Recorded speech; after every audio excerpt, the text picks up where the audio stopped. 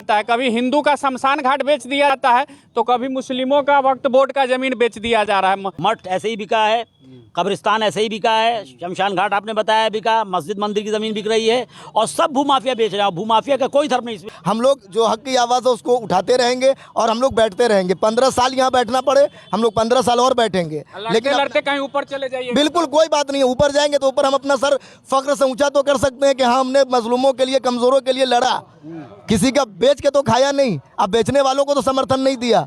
कल ही नीतीश कुमार आदेश दिए हैं कि तेजस्वी यादव के पास जो विभाग है सबका हम जांच करवाएंगे। अरे करवाइए ना भूमि विभाग का जांच। बिहार का कोई एक ऐसा अंचल कार्यालय नहीं है जो बिना घूस का काम चलता है। हर दाखिल खारिज में जाइएगा, रेट फिक्स है। नमस्कार, आप लोग देखना शुरू कर चुके हैं बिहार वाला और मैं हूं मिथुन कुमार। दोस्तों अभी हम मुजफ्फरपुर में है और उसी मुजफ्फरपुर में है जहाँ कोई जाति समुदाय देखा नहीं जाता है। कभी हिंदू का शमशान घाट बेच दिया जाता है तो कभी मुस्लिमों का वक्फ बोर्ड का जमीन बेच दिया जा रहा है। अब क्या कहें, ये लोग आए हुए हैं, प्रदर्शन कर रहे हैं और कहीं दूर नहीं प्रदर्शन कर रहे हैं। जहां डीएम साहब बैठते हैं वहां से 200 मीटर की दूरी पर ये लोग प्रदर्शन कर रहे हैं। अभी ही कुछ दिन पहले हम मुजफ्फरपुर में दिखाए थे कि शमशान घाट का जमीन बेच दिया गया था। अब किस धर्म की हम बात करें, हर धर्म के जमीन को बेचा जा रहा है और बिहार में सबसे बड़ा भूमाफियों का राज चला हुआ है, लेकिन सरकार में इसमें देखना सुनना कुछ नहीं है। क्या नाम हुआ सर? हमारा नाम सैयद मोहम्मद काजिम शबीब।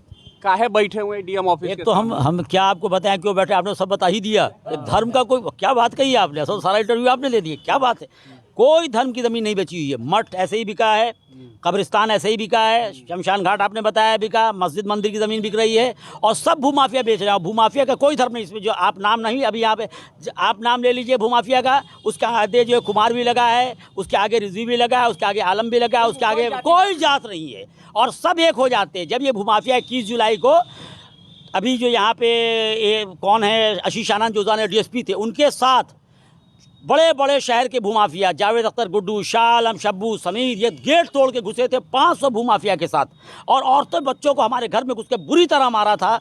और पूरी किताब, हिंदुओं की किताब मेरे यहाँ है, मुसलमानों की किताब मेरे यहाँ है, शिया सुन्नी की किताब, ईसाई की किताब, गीता, रामायण, सही बुखारी, सही मुस्लिम, नहजुल बलागा, कुरान, हमारे इमामों की किताब, मौला अली की किताब, जम के सबको फेंका।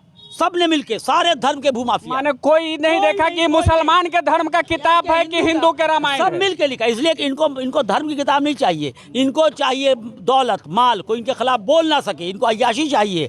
अभी सुप्रीम कोर्ट ने ऑर्डर किया, क्या किया कि सब बताए किस किस बिजनेसमैन से पैसा लिया है, जिससे हम पैसा लेंगे उसका काम करेंगे, ये तय है। इसके लिए चाहे वो हम मुसलमान से लें चाहे हिंदू से लें, और सब बड़े बड़े भूमाफियाओं से पैसा लेके काम कर रहे हैं। इसलिए काम जनता के फेवर में नहीं होगा। दिखाने के लिए हाथी के दांत और है खाने के, और दिखाने के और हैं। हमें इतना कहना है कि जो अभी कुछ हो रहा है, वक्फ की ज़मीन जो कमज़ोरों के लिए है, गरीबों के लिए है, मुस्तज़िफ़ीन के लिए है, बच्चों की पढ़ाई के लिए है, इलाज के लिए, गरीबों की बिज़नेस के लिए, लड़कियों की शादी के लिए और धर्म के कामों के लिए, ये सारी ज़मीन को बेचा जा रहा है। धर्म वो होता है जिससे एक इंसान अच्छा बनता है।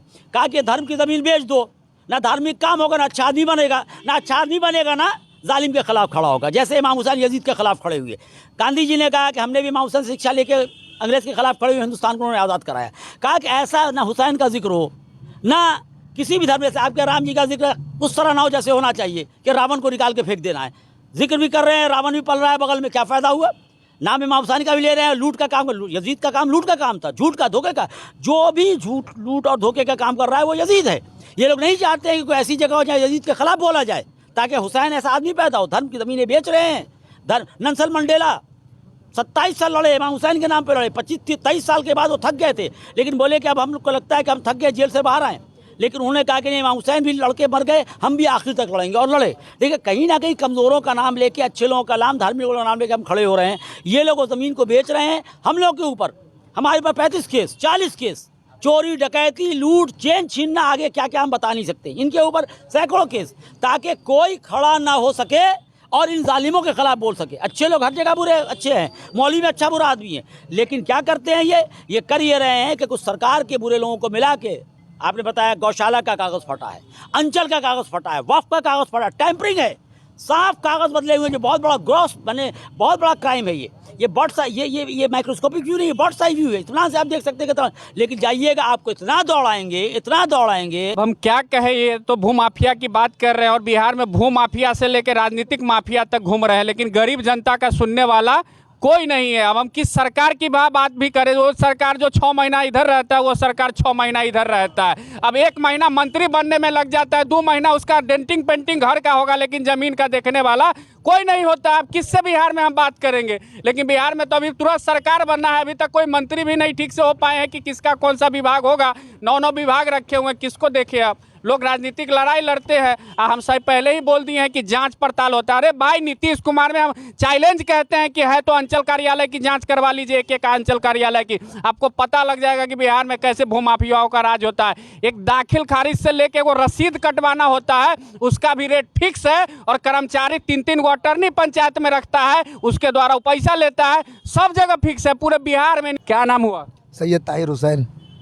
क्या करिएगा? आपको लगता है कि डीएम ऑफिस के बाहर आने से, बैठने से आपको इंसाफ मिल जाएगा? देखिए, इंसाफ की उम्मीद तो बिल्कुल है और मिल भी सकता है। यहाँ से तो उम्मीद नहीं है कि मिलेगा, लेकिन हाँ, हम लोग ऊपर तक जहाँ तक मुमकिन हम लोग कोशिश कर रहे हैं कि जाएंगे, और इसके लिए आखिरी सांस तक हम लोग लड़ेंगे। 15 साल से तो लड़ रहे हैं, अब कितना 15 साल क्या 25 साल हो जाए, लेकिन हम लोग पीछे नहीं हटने वाले। हम लोग थकने वालों में नहीं है।